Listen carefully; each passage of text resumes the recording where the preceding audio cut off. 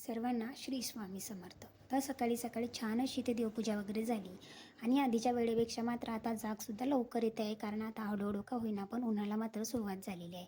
कुठे पाऊस तर कुठे ऊन असो. त्याचबद्दल सकाळी सकाळी छान असा सुंदर असा चहा घेतला आणि लगेचच 10:30च्या आरतीला गेले.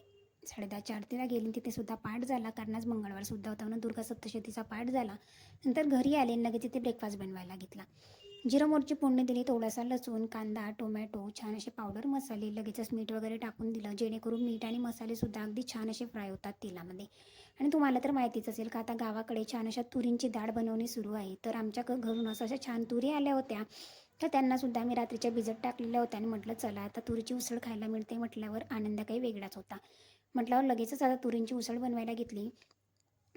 केंद्रामध्ये जाण्याच्या आधी 2 शिट्या लावून घेतलेल्या होत्या आणि अगदी छान अशा मऊसूत तुरीसुद्धा झालेल्या होत्या. सगळे मसाले वगैरे टाकून झाले, किचन किंग गरम मसाला, नंतर हिंग वगैरे आणि नंतर तुरी टाकून दिल्या. तुरी वगैरे टाकून झाल्या, लगेच हिरवीगार कोथिंबीर अशी गार्निश केली. अजून 2 मिनटं होऊ दिलं, कारण ऑलरेडी छान अशा त्या शिजलेल्या होत्या म्हणून जास्त काही होऊ द्यायची गरज नव्हती.